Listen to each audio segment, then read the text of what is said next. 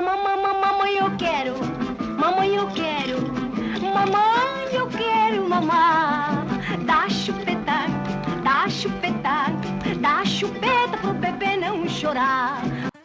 Imagina uma artista tão icônica que 70 anos após a sua partida, ela volta a pertencer legalmente ao povo. Em 1º de janeiro de 2026, toda a obra de Carmen Miranda entrou oficialmente em domínio público. Seus fonogramas, seus figurinos, suas fotografias e tudo o que foi criado por ela, inclusive a própria.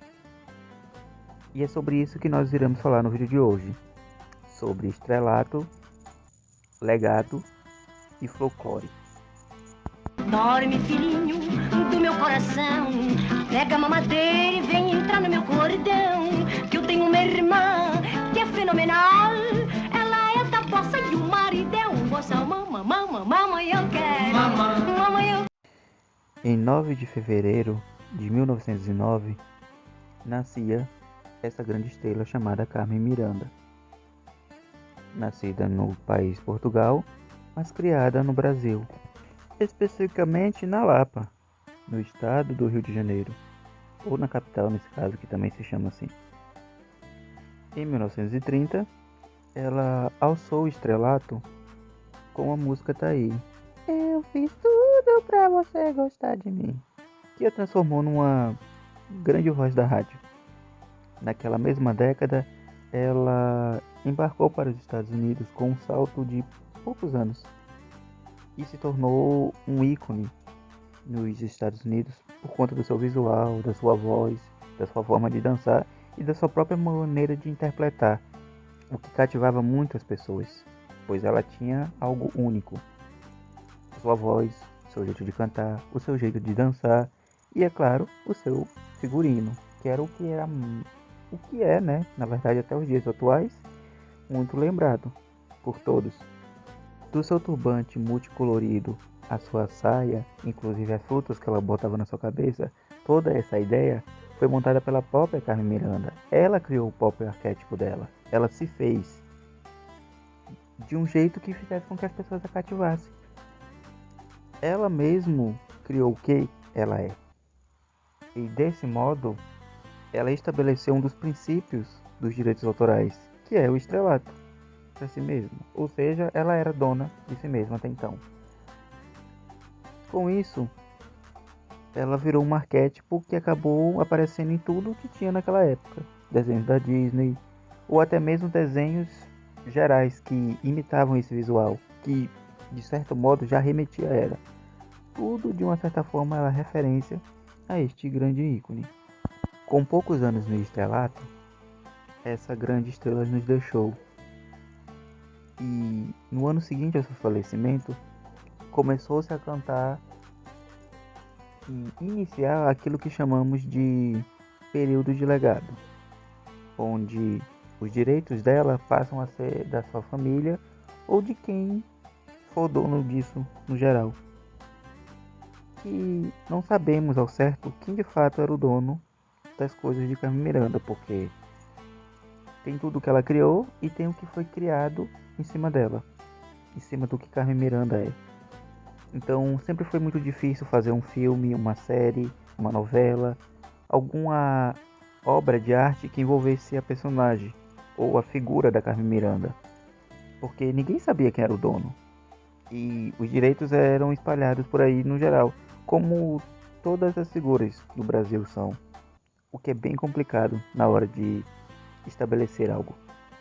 Quando ela nos deixou, o mundo parou, o Brasil parou, as rádios pararam e todo mundo não parava de falar da morte da ícone e de como foi triste perdê-la tão cedo, pois ela era um símbolo do Brasil lá fora, apesar de também ser muito atacada aqui dentro na época, como muitos artistas de sua época são.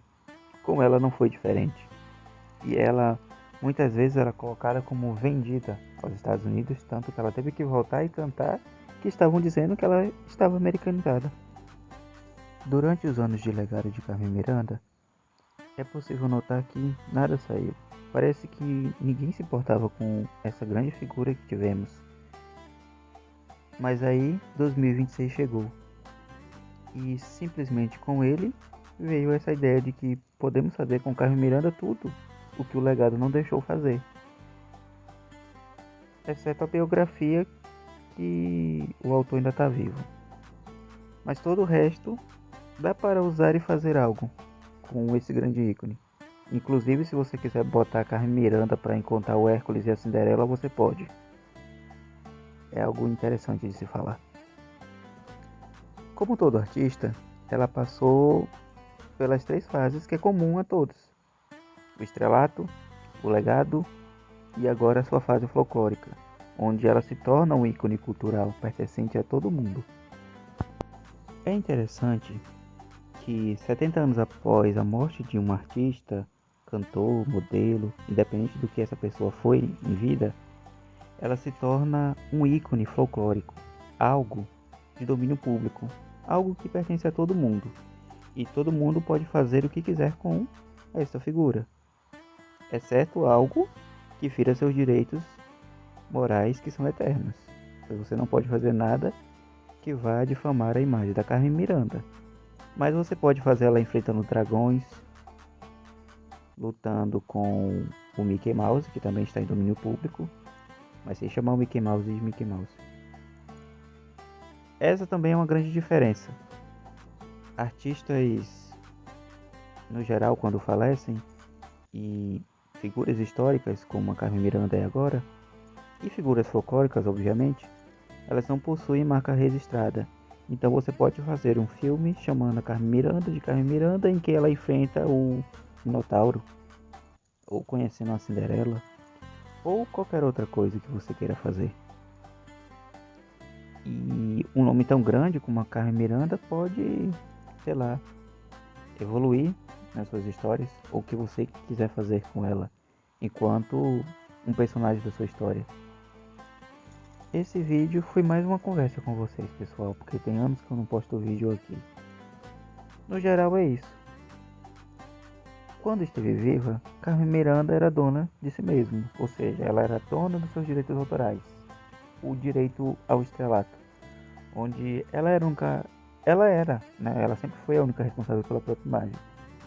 Depois que ela faleceu, isso começou a pertencer a seus parentes e pessoas próximas a eles que impediam que coisas sobre essas artistas acontecessem, filmes, novelas, séries. Ela muitas vezes nem sequer era citada em obras nacionais por algum motivo que ninguém sabe direito, na verdade, o porquê. Mesmo ela sendo uma figura histórica e que deveria ser no mínimo mencionada, mas ninguém sabia ao certo o porquê. Aliás, ninguém sabe o porquê. Mas a partir de agora, ela está livre. Você pode citar ela na sua história, no seu filme, na sua novela. Você pode transformá-la numa super heroína. Você pode transformá-la num manto. Porque uma figura como essa não deve ser esquecida. Ainda mais representando o que ela representou para nós durante sua época. E que muitos até hoje negam. Eu espero que esse vídeo não tenha ficado muito confuso. Mas de qualquer forma eu vou explicar novamente porque eu não sou muito de enrolar. Eu gosto de explicar as coisas muitas e muitas vezes, até para mim mesmo entender. No estrelato, o artista é dono de si mesmo. No legado, sua família é dona. E no folclore, todos nós somos donos. Essa fase de folclorização só acontece 70 anos após a morte dos artistas. Isso vai acontecer com todo mundo, inclusive com o próprio Akira Toriyama, criador de Dragon Ball, com o Luiz do One Direction. É Luiz? Acho que foi o Luiz, ou foi o Liam? Liam, foi o Liam. Com a Marília Mendonça, com vários grandes ícones que perdemos. Cristiano Araújo, Cássia Eller, Cazuza, todos eles um dia também vão chegar a essa fase. Um dia vai ser possível juntar o Cazuza, a Cinderela, o Mickey Mouse, o Popeye, todos numa grande história, fazer uma grande aventura, ou fazer uma música que correlacione todos eles. Esse é uma das principais coisas que o domínio público consegue fazer.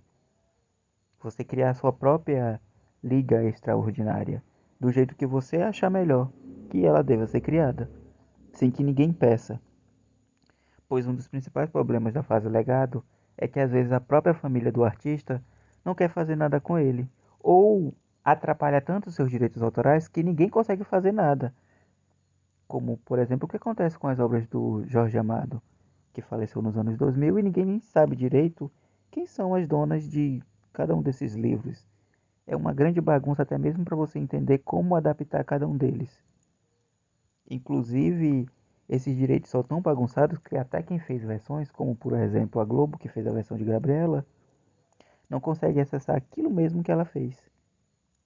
É complicado. E acho que é por isso que existe coisas como o domínio público, para que essa bagunça acabe de uma vez. Bem, pessoal, eu sou o Drolino e esse foi mais um vídeo do meu canal, em que eu não enrolei muito, né? Fui direto ao ponto e repeti muitas vezes, como eu costumo fazer. Eu espero que vocês tenham gostado. Até a próxima, pessoal. Tchau.